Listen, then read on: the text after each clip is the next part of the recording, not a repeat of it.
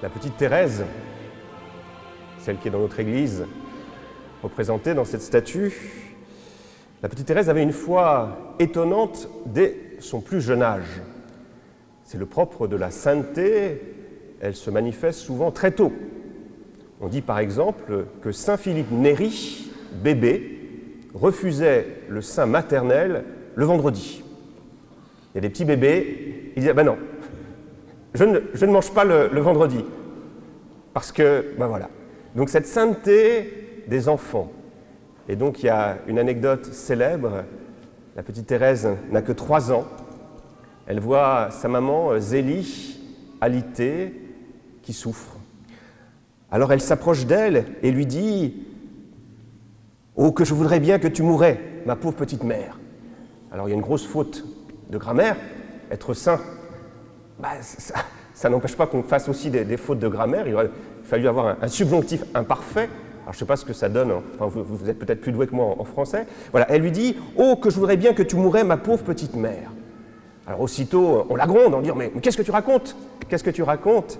Et la petite Thérèse, à 3 ans, de répondre « C'est pourtant pour que tu ailles au ciel, puisque tu dis qu'il faut mourir pour y aller. » Voilà cette remarque de la petite Thérèse, où l'on voit que ce grand principe de la communion des saints est déjà présent dans son cœur à 3 ans.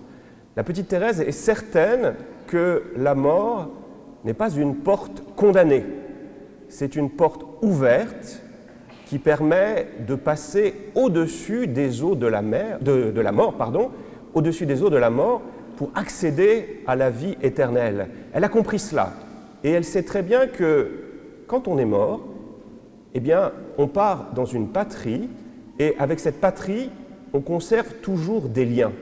Ce qui fait qu'il y a toujours cette communication possible entre ceux qui vivent et les défunts qui sont partis ailleurs. Et elle en a eu l'intuition très tôt, elle reviendra sur ce principe tout au long de sa vie. Au soir de sa vie, elle dira à ses sœurs, à ses proches, « Je vous serai plus utile au ciel que sur terre ». Et peu de temps avant, elle avait écrit au Père Roulant pour lui dire la même chose. « Je vous enverrai, une fois que j'aurai rejoint le Père, je vous enverrai une pluie de grâce, une pluie de roses ». C'est pour ça que la petite Thérèse est toujours représentée avec des roses. Vous savez comment on l'appelle aux États-Unis, la petite Thérèse? C'est Little Flower, c'est son surnom. Eh bien voilà, Thérèse est persuadée de ce grand principe de la communion des saints. La communion des saints, qu'est-ce que c'est donc? C'est cette relation, cette solidarité qui unit l'Église du ciel, l'Église des saints, des saintes, un peuple immense, l'Église de ceux qui sont morts mais qui sont encore en chemin, qui sont à l'infirmerie du bon Dieu.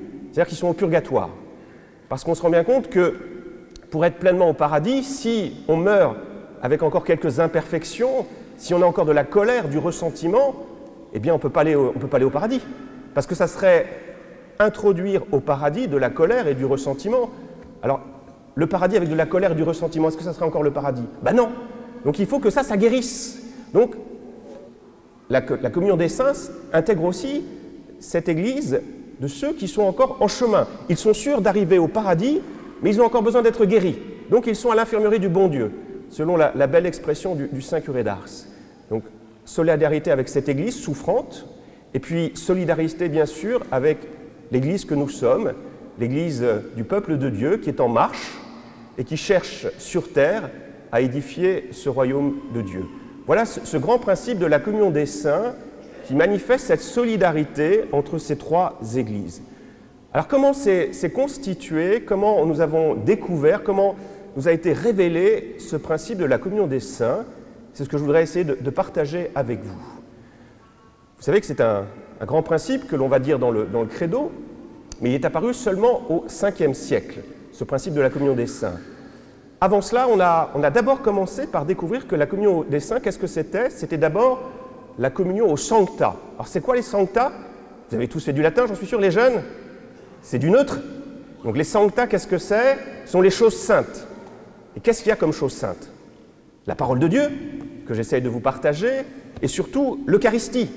La communion des saints, c'est le partage de la parole et fondamentalement de l'Eucharistie. Alors qu'est-ce qui se passe quand on partage souvent la parole de Dieu et que l'on partage souvent le corps du Christ à la communion. Je l'avais déjà évoqué, il y a une grande différence entre recevoir la communion et recevoir un autre aliment. Quand nous mangeons quelque chose, cette chose que nous mangeons, que devient-elle? À votre avis, elle devient de la force, de l'énergie. Et puis passé un certain âge, ça devient des formes un peu disgracieuses. Voilà, c'est ça. Je mange et j'assimile ce que je mange pour le transformer en moi-même. Le grand principe avec l'Eucharistie, avec les Sanctas, ce n'est pas du tout le même principe, c'est que je reçois le corps du Christ et qu'est-ce que je deviens? Dites-moi, qu'est-ce que je deviens? Je deviens le Christ. Je deviens celui que je reçois. Vous voyez la différence? Et donc, la communion aux choses saintes s'élargit à la communion des personnes saintes. Et comment on devient saint? Eh bien, en recevant le Christ, en écoutant cette parole de Dieu. Et vous voyez, la communion des saints s'élargit à tous ceux qui sont en état de grâce, c'est-à-dire ceux qui vivent saintement, et puis aussi en communion avec nous-mêmes, qui ne sont pas forcément en état de grâce, mais dans toute vie chrétienne, par le sacrement du baptême, il y a déjà une partie en nous qui est sainte. Quand nous avons été baptisés, nous avons reçu la vie de Dieu. Donc en nous, même si nous sommes pécheurs, il y a une partie qui est sainte. Et tout le but de la vie chrétienne, c'est quoi? C'est faire en sorte que cette partie sainte en nous, cette vie divine en nous, occupe toute la place.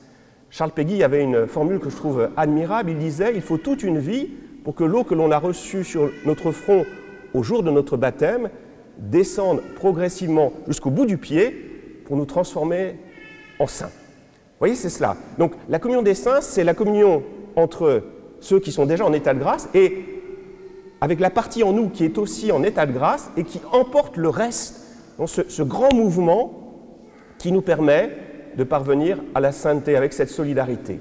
Ça, c'est le deuxième temps. Puis dans le troisième temps, on s'est rendu compte que cette solidarité, elle était plus vaste que cela.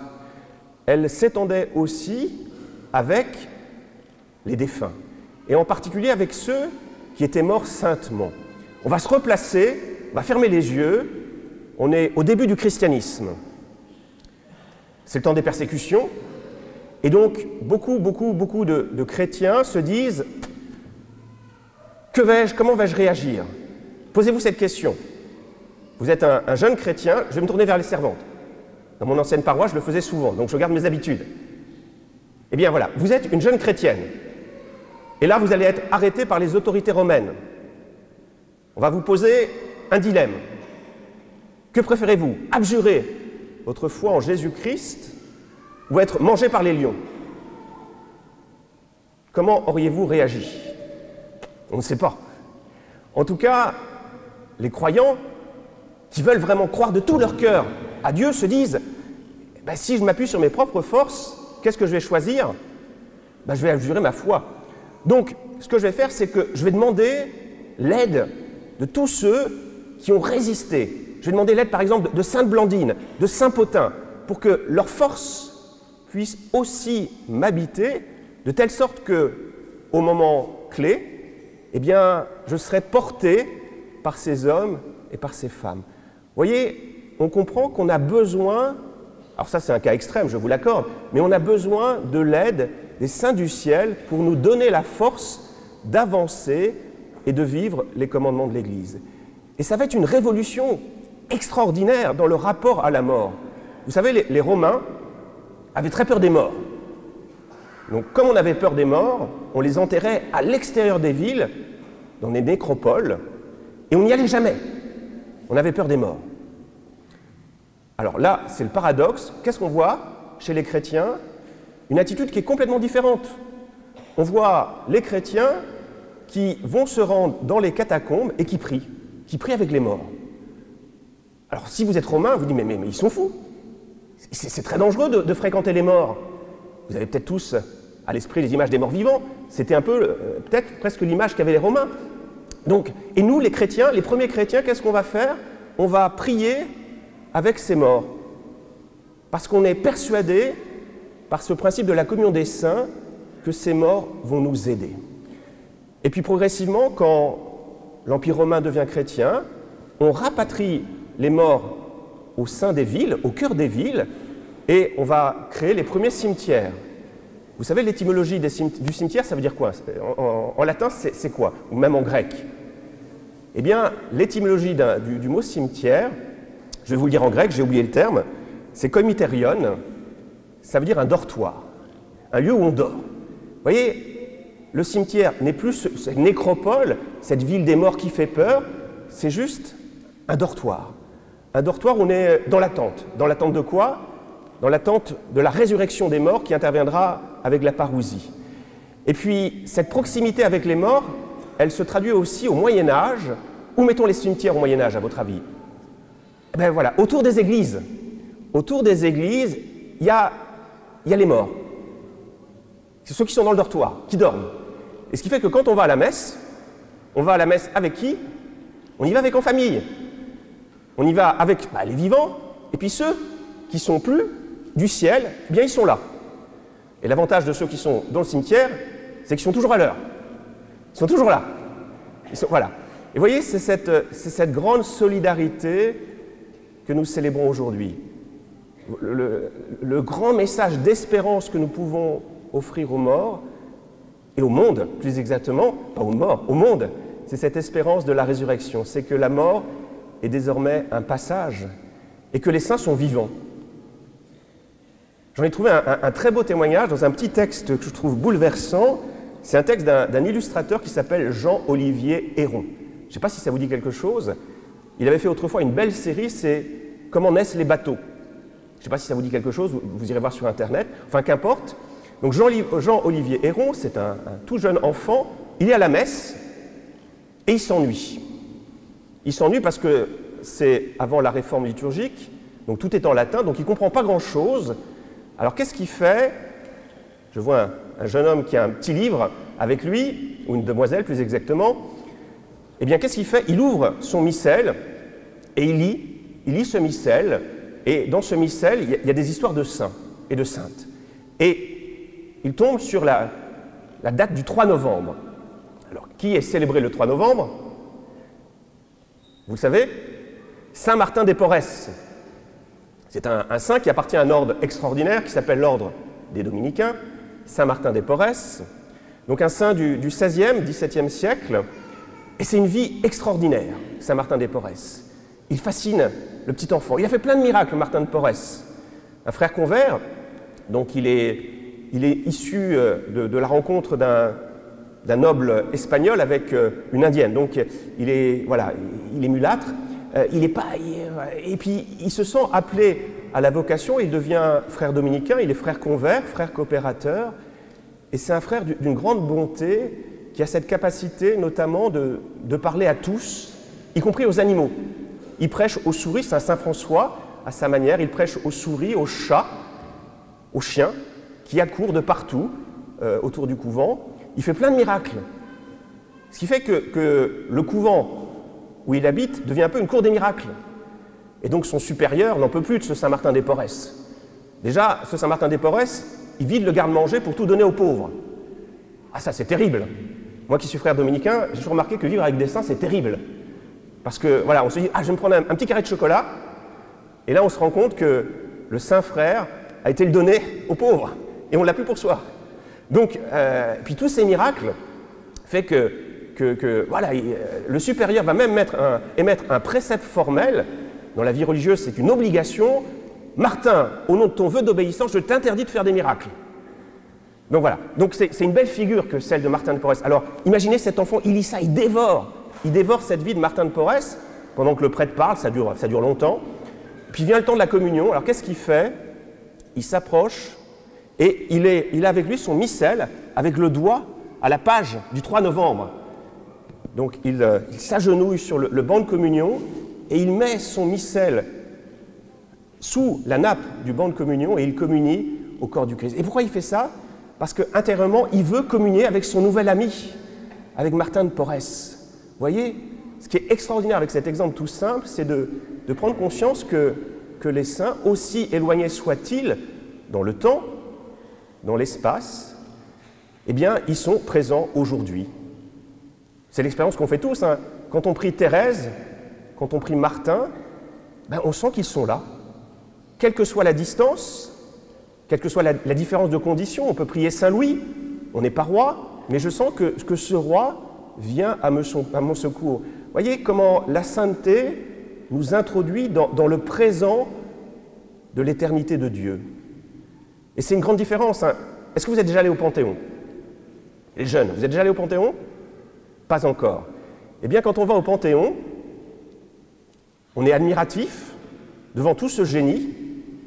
C'est une attitude très respectueuse, mais tous ces hommes, enfin moi c'est l'expérience que j'ai ressentie, appartiennent à un passé prestigieux, mais ils ne sont plus là. Et puis si je me recueille des heures devant la tombe de Victor Hugo, d'Émile Zola ou d'Alexandre Dumas, est-ce que mon niveau de français va s'en trouver amélioré à votre avis? Ben non. Ben non, pas forcément. Hein. Si je me recueille devant Malraux, je ne serai pas plus forcément éloquent. Et vous voyez, c'est la différence. Alors que quand je fréquente la petite Thérèse, quand je fréquente Martin de Porres, je sens cette sainteté me rejoindre, me transformer. Vous voyez, c'est cela, la communion des saints. C'est comment la fréquentation des saints, le frère Philippe Verdun dit, nous enceinte, comme une femme enceinte, nous fait devenir des saints, nous enceinte. Alors demandons cette grâce au Seigneur de chercher à être des saints. Pourquoi il faut être un saint ou une sainte? Non pas pour soi-même, mais pour les autres, pour aider les autres. Nous sommes tous dans notre Église embarqués dans un immense bateau. La destination, c'est le paradis. Et nous sommes tous dans ce bateau.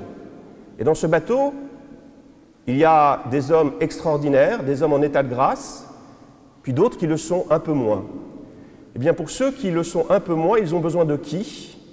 Ils ont besoin des plus costauds, des plus forts, qui vont ramer plus fort, qui vont entraîner tout le reste du bateau qui est beaucoup plus fragile, C'est pour cela que l'Église actuellement traverse des moments difficiles. Il y a des prêtres, des évêques, des religieux, des religieuses qui n'ont pas eu une vie extraordinaire, une vie même honteuse, une vie lamentable. Eh bien, plus que jamais, l'Église a besoin de saints. Et c'est vous les saints. Ce que disait saint Jean-Paul II, ce sont les familles. On a besoin de baptisés qui vivent pleinement cet appel à la sainteté pour entraîner, pour permettre au bateau de continuer à avancer et à entraîner ceux qui sont beaucoup moins saints pour permettre le moment venu leur guérison. Alors demandons cette grâce au Seigneur de nous porter les uns les autres. Amen.